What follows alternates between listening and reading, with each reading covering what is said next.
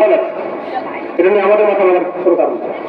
প্রত্যেক সাহাবী ইনশাআল্লাহ জান্নাতে, এটা নিয়ে কোনো কথা নেই। 3 নম্বর হচ্ছে হকপন্থী মানুষ, হকপন্থী জামাত, তারা কখনো কোনো ইমামের সমালোচনা করে না। সেটা বলতেন যে সেটা হাদিসের ইমাম হক, ইমাম বুখারী মুসলিম, অথবা ফিকহের ইমাম হক যেমন আবু হানিফা রাহমাতুল্লাহ আলাইহি বা শাফিঈ রাহমাতুল্লাহ, অথবা আকীদার ইমাম হক বা উসুলের ইমাম হক, কোন ইমামের সমালোচনা করবে না আহলে সুন্নাহ ওয়াল জামাআর মানুষরা। আপনি যদি সমাজের মধ্যে দেখেন যে এই মাযহাবী দ্বন্দ্বে বিভক্ত করে ফেলতেছে সমাজটাকে, এদের উদ্দেশ্য ভালো না। 4 মাযহাব হাতের উপরে আছে, কোনো অসুবিধা কিছু নেই। আপনি মুস্তাহিদ নন যে নতুন মাযহাব আপনি প্রতিষ্ঠা করতে পারবেন। কতটুকু পড়াশোনা করেছেন আপনি? যে আপনি বলছেন যে আবু হানিফা রাহমাতুল্লাহ কিছু বুঝতেন না, আর এটা ভুল, ওটা ভুল, এটা ভুল, এটা ভুল, শাফিঈ রাহমাতুল্লাহ এটা ভুল, কতটুকু পড়েছেন আপনি? মূল কিতাবগুলোকে আদৌ পড়ে দেখেছেন? তো এই কারণে আহলে সুন্নাহ ওয়াল জামাআর হকপন্থী যারা, তারা কখনোই কোনো ইমামের সমালোচনা করতে চায় না, সেটা হাদিসের হোক বা আকীদার হোক বা উসুলের হোক অথবা ফিকহের হোক, ঠিক আছে? বরং তারা একে অপরকে সম্মান করে, একে অপরকে কি করেন? সম্মান করে। আর 4 নম্বর হচ্ছে যে আহলে সুন্নাহ ওয়াল জামাআর হকপন্থী জামাত যেটা, তারা কখনোই মানে ওলামায়ে কেরামদের যে জামাত থাকে, ওলামায়ে কেরামদের যে ইজমা, যে ব্যাপারটা থাকে, এখান থেকে নিজেদেরকে আলাদা করে নেয় না। মানে এক কথায় ওলামায়ে কেরাম বিবর্জিত হয় না, তারা ওলামায়ে কেরাম বিবর্জিত হয় না। অনেক দল আছে বাংলাদেশে ইসলামের নামে কাজ করতেছে, কিন্তু দেখবেন যে আলেমদের সাথে কোনো সম্পর্ক নাই এবং আলেম বিদ্বেষী বক্তব্য দিচ্ছে বারবার। হিজবুত তাওহীদ একটা আছে, ওর কাজই এটা। এজেন্ডাই হচ্ছে এটা যে সমাজের মানুষকে আলেম থেকে দূরে সরানো। আমি কিছু কিছু ভাই খোলামেলা বলে দিই, এটা বলাও দরকার, নাহলে বুঝতে পারবেন না। একটা কাদিয়ানী মুভমেন্ট আছে আমাদের সমাজে, নবী সাল্লাল্লাহু আলাইহি ওয়াসাল্লামের নবুয়তকে চ্যালেঞ্জ করতেছে। তাহলে বইপত্রগুলো পড়েন, তাহলে বুঝতে পারবেন। আপনি বুঝাতে পারতেছেন অল্প সময়ে, বইপত্রগুলো খালি পড়বেন, তাহলে বুঝবেন যে কোন পর্যায়ে কাফের। বইপত্রগুলো কিছু ইংরেজিতেও আছে, দাঁত ভাঙা ইংরেজিতে লিখেছে তারা, এমন কিছু বই আছে। আবার উত্তরবঙ্গের দিকে যাবেন, আমাদের দিকে দেখবেন যে শুধু এনজিওর তৎপরতা। আরো বড় এলাকা যান, দেখবেন আরেক নতুন নতুন ফেরকা বের হয়েছে, এটা হচ্ছে ইসাই মুসলিম। ইসাই মুসলিম মানে মুসলমানদেরকে খ্রিস্টান বানাচ্ছে, বলছে মুসলমানও থাকো কিন্তু ঈসা আলাইহিস সালামের ধর্মেরও অনুসারী হবো। পারবে না পারো। ইভেন এই মিম্বরে বসে বসে খুতবা দিয়েছে, পরে 3-4 বছর পর দেখা গেছে যে সে খ্রিস্টান ছিল। আন্তর্জাতিক চক্রান্ত আছে বাংলাদেশকে কেন্দ্র করে। তাই অনেক অনেক স্মার্ট হতে হবে, অনেক পড়াশোনা করতে হবে, অনেক চোখ কান খোলা রাখতে হবে। আল্লাহ যেন আমাদের সহজ করে দেন। তো এটা একটা গুরুত্বপূর্ণ বিষয় যে আমরা যেন তওবা করি, ইস্তেগফার করি, নিজের জীবনকে গুছাই প্ল্যান করি, পাশাপাশি আলেমদের সাথে থাকি। ঠিক আছে? সাথে থাকা মানে সারাদিন পড়ে থাকতে হবে এটা জরুরি না, বলছেন না তো। আপনি যাবেন, দেখা সাক্ষাৎ করবেন, সহমত নেবেন, সিলেবাস করে নেবেন, পড়াশোনা করবেন, আবার যাবেন, পড়াশোনার বিষয়টা যাচাই বাছাই করবেন, পরামর্শ নেবেন। আর আমি বলি, এখন বলি, কথা আগে বলতাম না, আমি এখন বলি, যদি কোনো মুহাক্কিক আল্লাহর ওলি বুজুর্গ করে আলেমকে পান, বা এরকম তখন হতে পারে যে আপনি কোনো বুজুর্গ আলেমকে পেয়ে গেছেন, আল্লাহর ওলি সাক্ষাৎ, তার হাতে হাত রেখে বায়াত করে ফেলবেন। এটা একটা ফজিলত আছে। তখন আপনাকে নার্সিং করা তার নিজের দায়িত্ব হয়ে যাবে। এই সিলসিলা কিন্তু সাহাবা কেরামের যুগ থেকে চলে আসছে। এখন এটা আফসোসের বিষয় যে এটা ভণ্ডপীর মুরিদরা নিয়ে নিয়েছে, তাই বলে বায়াতের সিলসিলা কিন্তু থেমে যায়। এই সিলসিলা কিন্তু আছে, যদি পসিবল হয় এটা ফরজ না করে পড়ে আপনি মুস্তাহাব বলতে পারেন, কিন্তু যদি বরেণ্য বুজুর্গ কোনো মানুষ পেয়ে যান তাহলে তাকে ছাড়বেন না, এটা জরুরি। আর জিহাদের যে ব্যাপারগুলো থাকে এগুলোতেও কিন্তু বায়াত শর্ত আছে। এরকম কিন্তু কোনো জামা আমাদের নাই যেগুলো বায়াত করছে জিহাদের জন্য, আছে নাই? তো এটা একটা বিষয়। এরপরে যে কাজগুলো দরকার সেটা হলো যে রিজিকটা হালাল করে ফেলেন, স্বাবলম্বী হওয়ার চেষ্টা করেন, যেটা প্ল্যান আপনার 20 বছরের, এবং আমাদের টার্গেট কি আল্লাহর জমিনে দিন প্রতিষ্ঠা করা। তো এটার জন্য আমাদের রিজিক থাকতে হবে। ইকোনমিক সোর্স ভালো না হলে আমাদের কাজগুলো আসলে করতে পারে। আল্লাহ গাউসিয়া কোন জায়গা এখান থেকে কাছে, এখানে মনে আমাদের একটা প্রোগ্রাম আছে আগামী 24 তারিখে, না 24 24 তারিখে ইনশাআল্লাহ ইসলামিক ইকোনমি নিয়ে সেখানে আমি কথা বলবো। ইকোনমিক বিষয়গুলো ওইখানে আলোচনা করবো, আজকে না। এবং এই ওয়ার্ল্ডে ইকোনমি ছোটবাজি এবং সামনের দিনগুলোতে কি হতে পারে, হতে যাচ্ছে, হতে পারে না, এটা নিয়ে ইনশাআল্লাহ ব্যবসায়ীদের সাথে কথা হবে। ওই আলোচনা শুধু ব্যবসায়ীরাই থাকবেন, অন্যরা থাকবেন না। তো ওইটা রেখে দিলাম। এতটুকু বলবো যে রিজিকটা হালাল করার সাথে সাথে বিত্তশালী যারা আছেন আপনারা সম্পদগুলোকে আল্লাহর ওয়াস্তে ক্যাশ টাকার মধ্যে রাখেন না, রাখেন অল্প রাখেন আর কি, বেশি রাখেন। আর সাস্টেইনেবল অ্যাসেটের দিকে যান, যেমন বিজনেস, ল্যান্ড, তারপরে আপনার গোল্ড, সিলভার ইত্যাদি ইত্যাদি। তাহলে আগামী দিনগুলোতে ইনশাল্লাহ আপনি ভালো থাকবেন। আর যাদের সম্পত্তি নাই আমাদের মতো মিসকিন, তাদেরকেও টেনশনও নাই। এক বেলা খাবেন, পরের বেলা আরেকজনের বাসায় দাওয়াত খাবেন, শেষ। যাদের সম্পদ আছে তাদের টেনশন বেশি। তবে সম্পদ থাকা দোষের না, যদি সেটা ভালো জায়গায় ব্যয় হয়। এবং দিনের জন্য কাজ করতে অনেক সম্পদের দরকার আছে, অনেক সম্পদের দরকার। আর বাংলাদেশে আমার অনেক জায়গা আছে এখানে আসলে লস কথা, লস এগুলোতে কোনো কাজ হয় না, টাকাই কথা বলে। এই জন্য আমাদেরকে শক্তিশালী হতে হবে অর্থনৈতিক থেকে, ঠিক আছে? আচ্ছা, এরপরে ইয়াং ভাইরা যেটা করবেন, বিয়ে শাদী, এটা হচ্ছে মূল কাজ একটা জীবনে, ঠিক আছে? খুব সতর্কতার সাথে করবেন, নাহলে পস্তাইতেও হতে পারে। মিসাল তো সবার সামনে মজুদ। এখন আমি বলি যে এটা জীবনে অনেক বড় সিদ্ধান্ত, তাই ভেবে চিন্তে সিদ্ধান্ত নেওয়াই ভালো হবে। আর বাহ্যিকতা দেখে বিচার না করে একটু সময় নিয়ে সবকিছু ভেবে চিন্তে করাই ভালো হবে ইনশাআল্লাহ। তবে এটা জরুরি কাজ, তাহলে জীবনে একটা গতি ঠিক থাকবে। তারপরে আপনি বাচ্চা কাচ্চা মানুষ করবেন।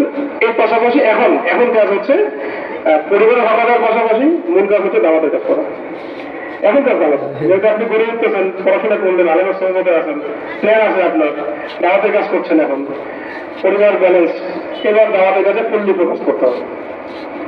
মানে 24 ঘন্টার মধ্যে যেন এমন থাকে যে 24 ঘন্টায় যদি করতে পারে দাওয়াত করে ভালো, অন্তত পক্ষে দিনে 8 ঘন্টা, 10 ঘন্টা, 5 ঘন্টা, 6 ঘন্টা দাওয়াতের কাজে থাকতে হবে। এই দাওয়াত বলতে আমি কিন্তু ফেসবুকে লিখালিখি বোঝাচ্ছি না, মাঠ পর্যায়ে দাওয়াতের কাজ বোঝাচ্ছে। লিখেন, সমস্যা নেই, এটা তো মাঝে মাঝে মানুষ দু একটা কথা লিখতে পারে, সেটা অন্য বিষয়। কিন্তু এই প্ল্যাটফর্ম তো বন্ধ হয়ে যাবে, সামনে প্ল্যাটফর্ম থাকবে না। তখন আপনি কি করবেন? আপনার আইডেন্টিটি কি? আপনার একটা আইডি। ধরেন আমাদের হাফেজ হুজুর, হাফেজ হুজুরের আইডেন্টিটি কি? তার ফেসবুক আইডি, তার জীবন, বর্ণাঢ্য জীবন, তার খেদমত, তার প্রতিষ্ঠান, তার স্টুডেন্ট, তার লিখনী, কোনটা? এটা না। তো নিজের অস্তিত্ব তৈরি করতে হবে এখানে, অফলাইন, ভার্চুয়ালি না। তাই দাওয়াতের কাজে সময় দেন, অফলাইন ভিত্তিক দাওয়াতের কাজ। আমি আমার ক্ষুদ্র অভিজ্ঞতা থেকে দেখেছি বাংলাদেশের প্রত্যেক গ্রামে গ্রামে এখন দায়ীর আল্লাহ দরকার প্রচুর। মানে আপনার চিন্তা করতে পারবেন না যে কাদিয়ানিরা, ইসাই মুসলিমরা, শিয়ারা, তারপরে এই যে বললাম হিজবুত তাওহীদ, এরা যে কি পরিমাণ মেহনত করতেছে। শুধু এনজিওরা, ইভেন ট্রান্সজেন্ডার যারা বাস্তবায়ন করতে আছে, এদের যে মেহনত কি পর্যায়ে, আমার চিন্তার বাইরে ভাই এগুলা। 24 ঘন্টা তারা কাজ করতেছে এবং সবকিছু তাদের ক্যাপচার করে ফেলতেছে টাকা দিয়ে, ক্ষমতা দিয়ে। কদিন পর্যন্ত দেখেন যে তারা সমকামিতা প্রতিষ্ঠার জন্য, ট্রান্সজেন্ডার প্রতিষ্ঠার জন্য সংসদে বিল উত্থাপিত হচ্ছে। তাই অবাক হওয়ার কিছু নেই, কিছু নেই অবাক হওয়ার। আপনি আপনার ছেলের জন্য পাত্রী খুঁজতে গেলে আগে চিন্তা করে দেখবেন, আর এটা কি পাত্রী নাকি আসলে আগে পাত্র ছিল পরে পাত্রী হচ্ছে? এমনও দিন আসতে পারে আগে না তো। অথবা কোনো ভাই যদি বিয়ে করার পরে বুঝতে চায় এটা তো পাত্রী যাবে ভাই, তখন কি হবে? এটা কমন হয়ে যাচ্ছে আমাদের দেশে, সবকিছু নর্মাল হয়ে যায়, মানে কয়েকদিন পর পর নর্মাল হয়ে যায়। একসময় মদের বার কয়েকটা ছিল, মানুষ ছিচি করতো, পরে ঢাকা শহরে অনেকগুলো হয়ে গেল, মানুষ যাওয়া শুরু করলো। জুয়ার ব্যাপারটা এরকম হলো। তার আগে ওই যে দৌলত দিয়া ওই জায়গাগুলোতে ক্ষতি তোলা ছিল, মানুষ খুব ছিচি করলো কয়েকদিন, পরে আস্তে আস্তে সব জায়গায় নর্মাল হয়ে গেল। এরকম করেই ট্রান্সজেন্ডার কয়েকদিন আগে দেখলো খুব হাই ফুটলো, লিখালিখি হইলো, নর্মাল হয়ে গেল। সাথে রসুল নবী সাল্লাল্লাহু আলাইহি ওয়াসাল্লামকে গালি দেয় না অনেকে, ব্লগে কয়েকদিন খুব হাই ফুটলো, সপ্তাহে চত্বরে মিছিল টিছিল হলো, পরে নাই নর্মাল হয়ে গেল। এইভাবে দেশে সব নর্মাল হয়ে যায়। এটা আমাদের জাতিগত সমস্যা। তাই আল্লাহ বিরোধী বিষয়গুলোকে নর্মাল হতে দেওয়া যাবে না। নর্মাল না হতে দেওয়ার জন্য একটা ভয়েস যথেষ্ট না। সব ভয়েস থেকে যখন কথা আসবে তখন এটা ঠান্ডা, তাহলে তখন ঠান্ডা করতে পারবো। আমার একার কথা কজন মনে করি, আমরা বলা শুরু করলে আরো বড় বড় কথা বলা শুরু করবো, আমাদের ঘরের লোকরাই তো আমাদেরকে ধরা দিবে। আলোচনা তো আমরা জানি কে কি করতে পারে, আমাদের ওটা জানা আছে আমাদের কে কি করতে পারে, আর কে আমাদের দেখা ব্যতীত হয় কতটুকু, এটা আমাদের ঘরে জানা আছে। ওটা তো আমরা বুঝি, ঘরে কথা বাইরে বাইরে বলি না আমরা। কিন্তু এবং তাদের প্রতি আমাদের কোনো আশা ভরসাও নাই। আমরা এমন একটা তাদের উপর তাওয়াক্কুল করে বসে আছি। হাসবুনাল্লাহ ওয়া নি'মাল ওয়াকিল, হাসবুনাল্লাহ ওয়া নি'মাল ওয়াকিল, কিন্তু এটা চলতে তো দেওয়া যাবে না। তাই আমাদের দায়িত্বটা হচ্ছে যে আপনাদের মতো যুবকদের কলমের মধ্যে ইমানের আলো জ্বালা এবং দিন প্রতিষ্ঠার জজবাটাকে জ্বালিয়ে দেওয়া, যাতে আপনারা আগামী 20 বছর কাজ করেন। একজন নাই আরেকজন করবে, আরেকজন নাই আরেকজন করবে, একজন কোথায় নিয়ে গেছে আরেকজন করবে, আরেকজন নিয়ে গেছে আরেকজন করবে, এইভাবে করবে। এটাই হচ্ছে, এটাই মানে হওয়া উচিত। আর বাংলাদেশের প্রেক্ষাপট এখন এমন যে এখানে এত সহজে ইসলামকে ডমিনেট করা আর সম্ভব না। দরজা খুলে গেছে, কিসের দরজা? মানে পটভূমি পরিবর্তনের দরজা কিন্তু খুলে গেছে। এখন এটাকে দমন করা এতটা সহজ হবে না। আমরা যদি সাহসিকতার পরিচয় দিতে পারি, প্ল্যান ঠিক থাকে, ঐক্যবদ্ধ থাকি এবং অন্যায়ের প্রতিবাদ করতে শিখি, দেখবেন ঠিক হয়ে গেছে ইনশাআল্লাহ আস্তে আস্তে বিষয়গুলো। আল্লাহ আমাদের সবাইকে কবুল করেন, তৌফিক দান করেন।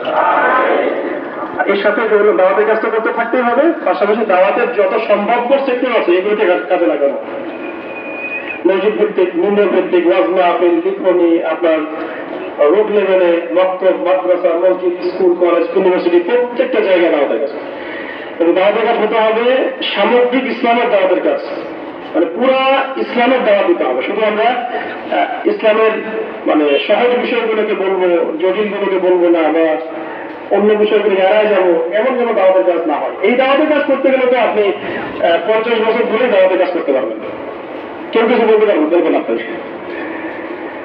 শোনেন, ওই পেট্রোওয়ালা, জায়নিজ মুভমেন্ট, আমেরিকা, ইসরায়েল, মোদি, এইসব বিষয়গুলো নিয়ে কথা না বললে আমাদের জন্যও মানুষের এত মাথা ব্যথা থাকতো না, এমপিটুকু হইতে পারতো না দুদিন এখন একটা। বুঝতে পারছেন? দাওয়াতের কাজ করতে হলে আপনাকে পুরো খোলামেলা দাওয়াতটা দিতে হবে। কারণ যাদেরকে আল্লাহ পাক কোরআন এবং সুন্নাহর জ্ঞান দিয়েছেন, তাদের জিম্মেদারি হচ্ছে জনগণের সামনে হক আর বাতিল স্পষ্ট করা। আপনারা না করেন তাহলে আপনারা খেয়ালত করতেছেন। আর এই খেয়ালত করলে আল্লাহ পাক আপনাদেরকে সহায় দিবেন। এরকম তোমরা যদি মুখ ফিরায় নাও, আল্লাহ পাক অন্য কওমকে হেদায়েত দিয়ে তোমাদের জায়গায় নিয়ে আসে। একটু খেয়াল করে দেখতে পাচ্ছেন না যে যারা এই দায়িত্ব থেকে সরে আসছেন, খেয়াল করছেন, তাগুতকে সন্তুষ্ট করার চেষ্টা করছেন, আল্লাহ পাক জিম্মতি দিয়েছেন আপনাদেরকে, তাগুতের দাসত্ব করতে বাধ্য হচ্ছেন আপনারা। মাইন্ড করেন না কথা, বাস্তবতা তো এরকম। তারা আপনাদেরকে হিসেবেই হচ্ছে না, তারা আপনাকে হিসেবেই হচ্ছে না, কারণ আমরা আমাদের অবস্থাটা নষ্ট করে ফেলছি এখানে। এই কারণে পরিপূর্ণ ইসলামের দাওয়াতটা দিতে হবে। এবং আমার ইয়াং ভাইদের প্রতি নসিহত হচ্ছে সব মহলে দাওয়াতের কাজ করতে হবে। কাজে বাদ দেবেন আমরা, পুলিশের ভাই তো ঠিক আছে, তাকে দাওয়াত দিয়ে দিব, ফলে জব করে তাকে দাওয়াত দিয়ে দিবেন, আপনার গোয়েন্দা সংস্থাকে দাওয়াত দিয়ে দিবেন, বিজেপি ভাই দাওয়াত দিয়ে দিবেন, আর্মি অফিসারকে দাওয়াত দিয়ে দিবেন, সবাইকে দাওয়াত দিবেন, ব্যবসায়ীদেরকে, চাকরিজীবীদেরকে। এক কেন্দ্রিক ফোকাস করবো না, যে ওয়াজ মাহফিলে যারা আসছে এরাই আমার শ্রোতা। এক শ্রেণীর মানুষকে দিয়ে তো রেভলিউশন হবে না। বাংলাদেশে ইসলাম ইনক্লুড যদি করতে চান, সব শ্রেণীর মানুষকে রাখবে তো। এই জায়গায় কিন্তু আমরা অনেকেই ব্যাকডেটেড হয়ে আছি এখনো। আমরা আমাদের মনে করে চিন্তা করি, আমাদের ক্যাপটিভ ওয়ার্ল্ডের মধ্যে আমরা আমাদের কাজ করি, বাকি সেকশনে আমরা যেতে চাই না। বা ইভেন তাদেরকে কি ভাষায় কথা বললে তারা বুঝবে এটা আমরা বলতে পারি না, তাদের ল্যাঙ্গুয়েজটা আমরা বুঝি না। ধরো আপনি হাই এলিট সোসাইটিতে গেলেন এখন দাওয়াত দিতে, এখন কি আপনি আশা করেন যে সবাই বোরখা পরে আসবে আপনার সামনে? কখনো না। কিন্তু দাওয়াত দিতে হবে আপনাকে, আমরা যেতেও হবে, তারা দাওয়াত তাদের দিতে হবে। ধরেন আমরা সব ব্যবসায়ীদের মধ্যে যাচ্ছি কয়েকদিন পরে, এখন কি সব ব্যবসায়ী সুদমুক্ত আছে কিনা? না। দাওয়াত দিবেন আপনি তো তাদের সাথে তাদের সবার চেহারা দাঁড়িয়ে নাও থাকতে পারে, স্বাভাবিক। এরকম প্রত্যেক মহলে আমাদের কাজ করানোর যোগ্য ভাই তৈরি করতে হবে। কেউ স্কুলে করবে, কলেজে করবে, ইউনিভার্সিটিতে করবে, কেউ কর্পোরেট ওয়ার্ল্ডে দাওয়াত দেবে, কেউ প্রশাসনে দাওয়াত দেবে, এরকম একটা জামা দরকার আমাদের, স্মার্ট জামা। এবং আমি এখানে আমাদের ইসলামপন্থী রাজনীতিবিদ যারা আছেন, ইসলামপন্থী রাজনৈতিক দল যে ভাইরা আছেন, তাদের প্রশংসা করছি যে তাদের মধ্যে এরকম চেইন অফ কমান্ড আছে, যেটা অনেক ক্ষেত্রে আমাদের অন্য অঙ্গনে নাই। এই জন্য এই ভাইদেরকে কখনো আন্ডারস্টিমেট করবেন না, বরং তাদেরকে উৎসাহিত করবেন যে আপনারা যে কাজটা করতেছেন এটা খিলাফার প্রতিষ্ঠার জন্য করেন। কারণ তাদের মধ্যে এই সক্ষমতা আছে, সব মহলে দাওয়াত দেওয়ার মতো যোগ্য মানুষ তাদের মধ্যে আছে। আমাদেরকে হতে হবে ডাক্তারের মতো, তবে রোগ যেখানে সেখানে আমরা চিকিৎসা করবো ইনশাআল্লাহ। আমরা আমাদের সবাইকে কথাগুলো বোঝার আমার করার তৌফিক দান করবো। তো এইটা হলো আমাদের কাজ। আর সর্বশেষ সেটা হলো যে চারটা বিষয়ে বিসর্জন দেওয়ার মানসিকতা রাখতে হবে। কয়টা বিষয়? শেষ পয়েন্ট এটা। চারটা বিষয়কে বিসর্জন মানে আল্লাহর জন্য আমরা কোরবানি করে দেবো। দিন মানে কোরবানি, দিনের বিষয় মানে কোরবানি। কোরবানি ছাড়া দিন জিন্দা হয় নাই, হবে না। তা আমরা যারা যুবক আছি ইনশাল্লাহ আজকে থেকে আমরা চারটা বিষয় আল্লাহ পাকের রাহে কোরবানি করার নিয়াত করে বক্তব্য। এক নম্বর হচ্ছে আপনার আমার হায়াত, সময় মালিকটা আমি না, তোমার মালিকটাকে আমি সময়টা আমার কাছে ব্যয় করছি না, আমি আল্লাহর জন্য দিয়ে দিলাম। আল্লাহ তো আমাকে কঠিন করে দেন নাই যে 24 ঘন্টায় তুমি বয়ান করো, এটা কি কথা? 24 ঘন্টায় দাওয়াতের কাজ করো, এমন তো না। যতটুকু সময় আল্লাহ রাব্বুল আলামিন আমাকে সুস্থ রেখেছেন, ভালো রেখেছেন, এর মধ্যে বেশিরভাগ সময়টা আমার দাওয়াতের কাছে ব্যয় করা উচিত। এক নম্বর আমরা আল্লাহ পাকের জন্য আমাদের সময় কোরবানি করবো। দুই নম্বর হচ্ছে শ্রম কোরবানি করবো। কি করবো? শ্রম কোরবানি। এই যে আজকে আমাদের এনার্জি আছে, ফিজিক্যালি আমরা ফিট আছি, মাশাআল্লাহ আমাদের গায়ে শক্তি আছে, হাঁটতে পারি, চলতে পারি, এটা ভাই আজকে থেকে 40 বছর পরে আমরা হাঁটতে পারবো না। অনেক মানুষকে দেখবেন প্রথম কাতারে চেয়ারে বসে নামাজ পড়ছে, কত ইচ্ছা হয় তাদের যে চেষ্টা করে পারে না। ফজরের পরে দেখবেন আমাকে একটা চর্চা করছে অনেক মুরব্বী, এখন যেভাবে আসে না, সময় চলে গেছে, সময় কাউকে মূল্যায়ন করে না, সময় কারণে থেকে থাকে না। তো সময় কোরবানি করা, শ্রম কোরবানি করা, আমাদের যাদের এখন আমাদের ক্যাপাবিলিটি আছে আমরা আমাদের শ্রমটাকে আল্লাহ পাকের রাস্তায় দিব। ঠিক আছে, আমার রিজিকের জন্য শ্রম দিব, বোনের পড়াশোনার জন্য শ্রম দেবো, দাওয়াতের জন্য শ্রম দেবো। 3 নম্বর হচ্ছে আমাদের মেধাটাকে আল্লাহ পাকের রাস্তায় দিতে হবে। মাথায় চিন্তা করতে হবে যে কিভাবে কি করলে দিনের উপকার, দিনের উপকার হবে। এবং এটা মাসওয়ারা ভিত্তিক কাজ করলে আরো 10টা মাথা যখন একসাথে হবে তখন ভালো একটা ফলাফল হবে। ঠিক আছে, সেখানে আজকে যে প্রোগ্রাম অ্যারেঞ্জ করেছেন গোছানো প্রোগ্রাম, একজন দিয়ে হয়েছে, মোটামুটি 10-20 জন মাথা কাটিয়েছেন, পরামর্শ করেছেন, মাসওয়ারা করেছেন, বাস মাশাআল্লাহ বেরোনো হয়ে গেছে। এইভাবে দিনে প্রতিষ্ঠা হবে। আর সবশেষ হচ্ছে আমাদের সবচেয়ে মূল্যবান একটা আমানত আল্লাহ পাক আমাকে আপনাকে দিয়েছেন। আমানত বললাম, আমানত নিয়ামত বলে না, কি বলছে?